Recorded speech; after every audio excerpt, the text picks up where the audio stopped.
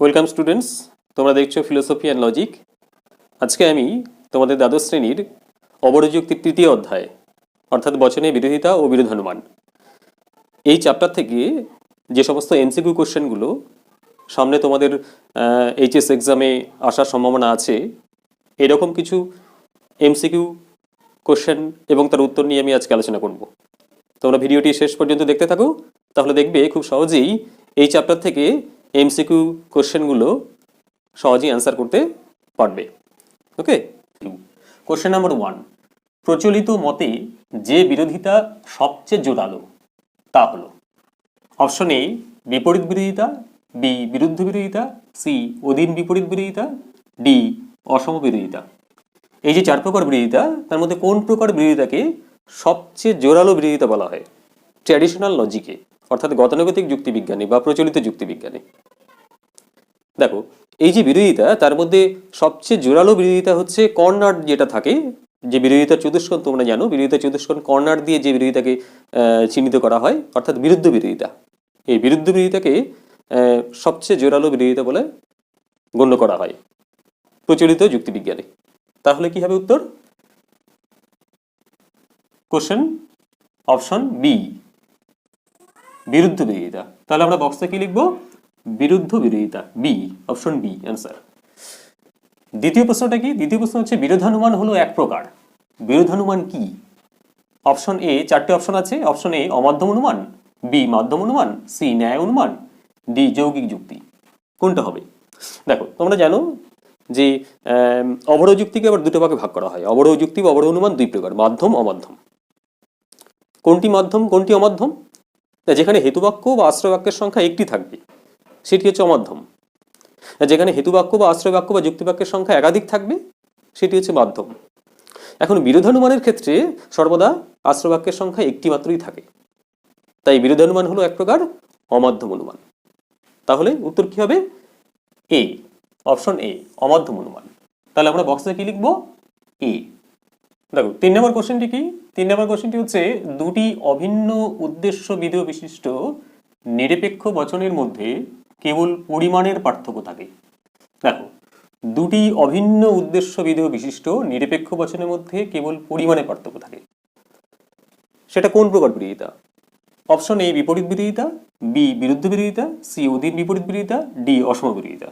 কোনটি সঠিক উত্তর হবে? তোমরা জানো যে বিরোধিতার ক্ষেত্রে যে চার প্রকার বিরোধিতা রয়েছে, এই চার প্রকার বিরোধিতার ক্ষেত্রে কেবলমাত্র পরিমাণের পার্থক্য থাকে। দুটি বচনের মধ্যে পরিমাণের পার্থক্যের উপর ভিত্তি করে যে বিরোধিতার সম্পর্ক তৈরি হয় সেটি হচ্ছে একমাত্র অসম বিরোধিতা, তাই না? তাহলে উত্তর কি হবে? অসম বিরোধিতা। তাহলে ডি, অপশন ডি। তাহলে বক্সে কি লিখবে? ডি, পরিমাণের পার্থক্যের উপর ভিত্তি করে দুটো বিরোধী বচন তাদের মধ্যে যে সম্পর্ক সেটা হচ্ছে অসম বিরোধিতার সম্পর্ক। নেক্সট, তারপর দেখো কোশ্চেন নাম্বার 4। কোশ্চেন নাম্বার 4 কি আছে? এ বচন সত্য হলে তার বিপরীত বিরোধী ই বচনের সত্যমূল্য কি হবে? এখন যখনই দেখো এইরকম কোশ্চেন আসবে, অর্থাৎ সত্যমূল্য চাইবে, যে এই বচন সত্য হলে এই বচন কি হবে, আই বচনের সত্য কি হবে, সত্যমূল্য কি হবে, ও বচনের সত্যমূল্য কি হবে, এই ধরনের যখন সত্যমূল্য প্রশ্ন করবে তখন তোমরা কি করবে? আগেই এই সত্যমূল্যের একটা ছক করে নেবে, হ্যাঁ, রাফ খাতায় করে নেবে। এই সত্যমূল্যের ছকটা নিশ্চয়ই মনে আছে। তাহলে চারটি অপশন আছে এখানে, এ সত্য, বি মিথ্যা, সি অনিশ্চিত, ডি সংশয়াত্মক। কোনটা হবে? দেখো, তাহলে এ বচন যদি সত্য হয় তাহলে এই বচন সত্য কোথায় আছে? এখানে। ঠিক একই লাইনে ই বচন কি? ই বচনের নিচে এফ আছে, তার মানে ই বচন মিথ্যা হবে। তাহলে উত্তরটা কি হবে? অপশন বি, মিথ্যা। তাহলে বক্সে মানে কি লিখবো? বি। 5 নম্বর কোশ্চেন, ভিন্ন গুণ বিশিষ্ট দুটি বিশেষ বচন। দেখো, খুব ভালো করে প্রশ্নটা বোঝার চেষ্টা করবে। ভিন্ন গুণ বিশিষ্ট দুটি বিশেষ বচন, দুটি বিশেষ বচন কিন্তু গুণ আলাদা, গুণের মধ্যে গুণের দিক থেকে পার্থক্য রয়েছে, তাদের মধ্যে যে বিরোধিতা থাকে, কোন বিরোধিতা থাকে? এবং আমরা জানি যে চার প্রকার বিরোধিতার মধ্যে দুটি সামান্য বচনের মধ্যে যদি গুণ ভিন্ন হয়, গুণের দিক থেকে আলাদা পৃথক থাকে, তাহলে তাদের বিপরীত বিরোধিতা বলে। আর দুটি বিশেষ বচনের মধ্যে যদি গুণের পার্থক্য থাকে তাহলে তাদের বিরোধিতাকে কি বলা হয়? অধীন বিপরীত বিরোধিতা, তাই না? তাহলে চারটে অপশন আছে, এ বিপরীত বিরোধিতা, বি বিরুদ্ধ বিরোধিতা, সি অধীন বিপরীত বিরোধিতা, ডি অসম বিরোধিতা। তাহলে কোনটি সঠিক উত্তর হবে? সি, অধীন বিপরীত বিরোধিতা। তাহলে আমরা বক্সে কি লিখবো? বক্সে লিখবো সি। বোঝা গেছে? তারপর হচ্ছে কোশ্চেন নাম্বার 6। দেখো 6 নম্বর প্রশ্নে কি আছে, যদি এ বচন মিথ্যা হয়, এ বচন মিথ্যা, মিথ্যা মানে কি এফ, তবে এর বিপরীত বিরোধী ই বচনের সত্যমূল্য কি হবে? এবার দেখো এই যে ছকটা ঠিক আগে যেটা আমি বললাম, এই ছকটার দিকে লক্ষ্য রাখবে, ছকটা যেটা আগেই করে নেবে খাতায়। এবার ছকটায় দেখো এ বচন মিথ্যা, কোথায় আছে এই বচন মিথ্যা? এখানে আছে, এখানে আছে, এখানে আছে, এখানে আছে, কিন্তু আমরা এখানে এটা ধরবো না, কারণ এটা স্মল লেটার আছে, স্মল লেটার ধরবো না, যেটা ক্যাপিটাল থাকবে সেটা ধরবো। এখানে ক্যাপিটাল আছে, এই লাইনটা আমরা ধরবো। তাহলে এ বচন মিথ্যা, এটা ক্যাপিটাল। এই লাইনে ই বচনে কি আছে? ইউ, মানে হচ্ছে ইউ মানে অনিশ্চিত বা সংশয়াত্মক, অনিশ্চিত বা সংশয়াত্মক। তাহলে এ বচন মিথ্যা হলে ই বচন কি হবে? ই বচন হবে ইউ, অনিশ্চিত বা সংশয়াত্মক। তাহলে কোথায় আছে অপশন? এখানে চারটে অপশনে এ অপশনে আছে সত্য, বি মিথ্যা, সি অনিশ্চিত, ডি সবিরোধী। কোনটা সঠিক উত্তর হবে? সি, অনিশ্চিত। তাহলে আমরা বক্সে কি লিখবো? সি। কোশ্চেন নাম্বার 7, একই উদ্দেশ্য ও বিধেয় বিশিষ্ট দুটি সামান্য বচনের মধ্যে যে বিরোধিতার সম্পর্ক থাকে। দুটি সামান্য বচন মানে, দুটি সামান্য বচন মানে হচ্ছে এ বচন আর ই বচন, এগুলো সামান্য বচন। মানে এ বচন আর ই বচনের মধ্যে যে সম্পর্ক, কোন সম্পর্ক? অবশ্যই বিপরীত বিরোধিতার সম্পর্ক যদি থাকে, বিপরীত বিরোধিতার সম্পর্ক থাকে। তাহলে উত্তর হবে কি? এ। তাহলে আমরা বক্সে কি লিখবো? এ। বুঝা গেছে? নেক্সট হচ্ছে 8 নম্বর কোশ্চেন। 8 নম্বর কোশ্চেনটা কি, যদি ই বচনটি মিথ্যা হয়, মিথ্যা মানে এফ, তাহলে একই উদ্দেশ্য বিধেয়যুক্ত আই বচনের সত্যমূল্য কি হবে? দেখো অপশন এ সত্য, অপশন বি মিথ্যা, অপশন সি অনিশ্চিত, অপশন ডি সবিরোধী। কোনটি সঠিক হবে? ছকে চলে যাও। কি বলা হচ্ছে যে ই বচনটি মিথ্যা মানে ই বচন এফ। দেখো এটি হচ্ছে ই বচন, আমরা এই লাইনে ধরবো। ই বচনের নিচে এফ কোথায় আছে? এফ দু জায়গায় আছে, এখানে এক জায়গায় আছে, এখানে এক জায়গায় আছে, একটা স্মল আছে, একটা ক্যাপিটাল আছে। আমরা ক্যাপিটালটা ধরবো সবসময়, যেখানে ক্যাপিটাল থাকবে সেইটা। এবার যে ক্যাপিটাল যেখানে আছে ওই একই লাইনে আই বচন কি আছে? সত্য। তাহলে ই বচন যদি মিথ্যা হয় তাহলে আই বচন কি হবে? সত্য। কেননা ই বচনের সঙ্গে আই বচনের সম্পর্কটা হচ্ছে বিরুদ্ধ বিরোধিতার সম্পর্ক, আর বিরুদ্ধ বিরোধিতার যে নিয়ম, একটি সত্য হলে আরেকটি মিথ্যা, একটি মিথ্যা হলে আরেকটি সত্য। তাহলে কি হবে? উত্তর এ, অপশন এ সত্য। তাহলে আমরা কি লিখবো বক্সের মধ্যে? এ। 9 নম্বর কোশ্চেন। 9 নম্বর কোশ্চেন দেখো, নব্য যুক্তিবিজ্ঞান বা আধুনিক যুক্তিবিজ্ঞানে কোন বিরোধিতা স্বীকৃত হয়েছে? দেখো আমরা যে বিরোধিতা পড়ছি সেই বিরোধিতা কয় প্রকার? 4 প্রকার বিরোধিতা: বিপরীত বিরোধিতা, অধীন বিপরীত বিরোধিতা, অসম বিরোধিতা এবং বিরুদ্ধ বিরোধিতা, তাই তো? এটা হচ্ছে প্রচলিত যুক্তিবিজ্ঞান অনুসারে বা ট্র্যাডিশনাল লজিক অনুসারে। ওকে, কিন্তু আধুনিক যুক্তিবিজ্ঞানে বা নব্য যুক্তিবিজ্ঞানে কেবলমাত্র এক প্রকার বিরোধিতা স্বীকার করা হয়। নব্য যুক্তিবিজ্ঞান অনুসারে বিরোধিতা এক প্রকার, সেটি কি? বিরুদ্ধ বিরোধিতা। তাহলে কোন প্রকার বিরোধিতা স্বীকার করা হয়েছে? বিরুদ্ধ বিরোধিতা স্বীকার করা হয়েছে। অপশন বি বিরুদ্ধ বিরোধিতা। তাহলে আমরা কি লিখবো বক্সে? বি, বিরুদ্ধ বিরোধিতা। নেক্সট হচ্ছে 10 নম্বর কোশ্চেন। 10 নম্বর কোশ্চেনটি কি, যদি এ বচন সত্য হয় তাহলে ও বচনের সত্যমূল্য কি হবে? সরাসরি প্রশ্ন করছি, সত্য হবে না মিথ্যা হবে না অনিশ্চিত হবে না সবিরোধী হবে? দেখো আবার সেই আমরা ছকে চলে যাই। এ বচন সত্য, তাহলে এই বচন সত্য কোথায় আছে? এই লাইনে, এই একই লাইনে ও বচন কি? ও বচন মিথ্যা।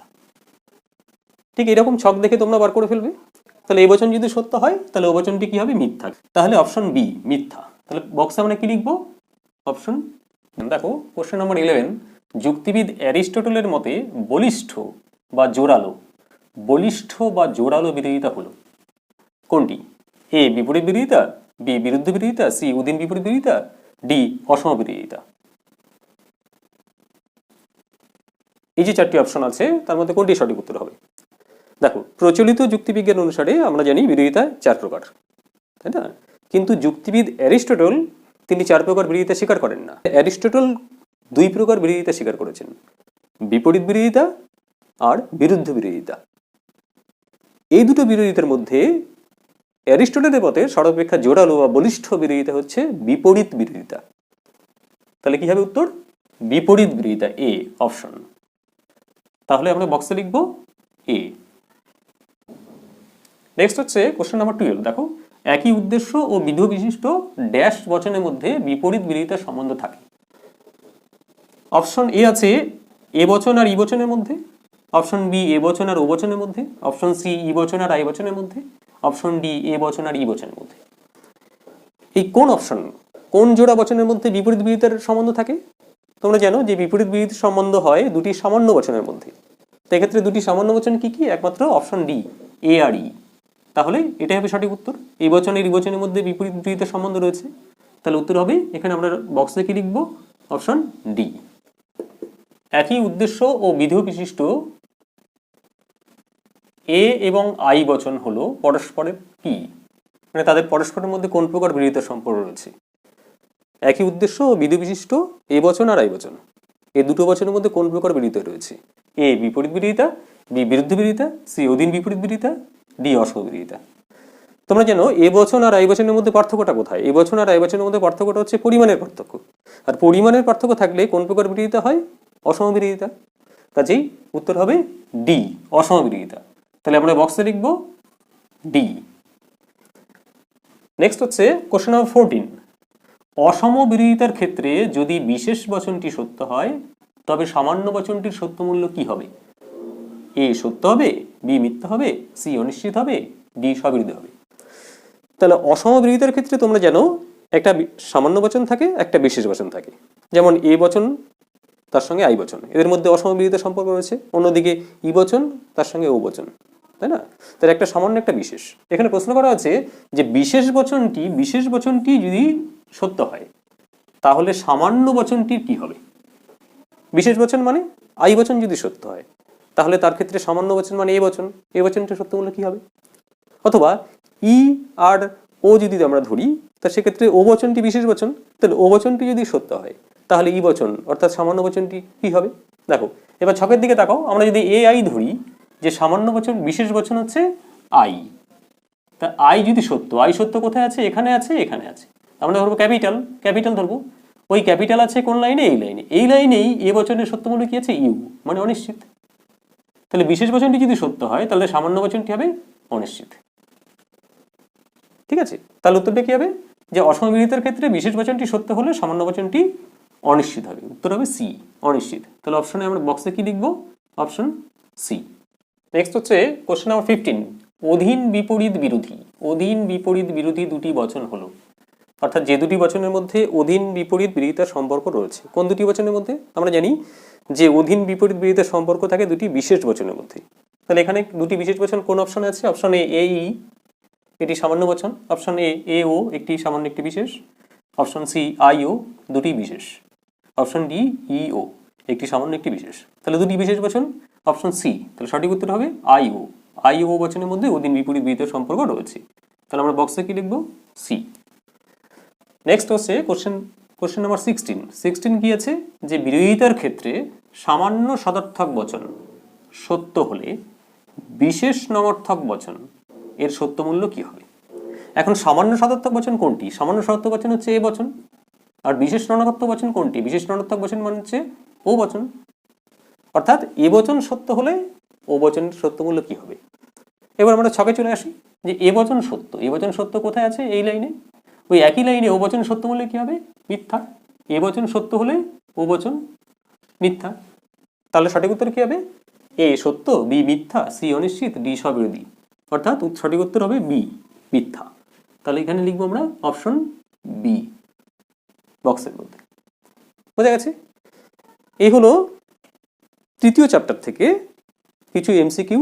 যে সমস্ত এমসিকিউ কোশ্চেনগুলো তোমাদের পরীক্ষায় আসার সম্ভাবনা অত্যন্ত বেশি, এগুলো ভালো করে প্র্যাকটিস করবে, তাহলে দেখবে সহজেই এখান থেকে কিছু কোশ্চেন পাবে। আজকে এই পর্যন্তই। ভালো থাকবে সবাই।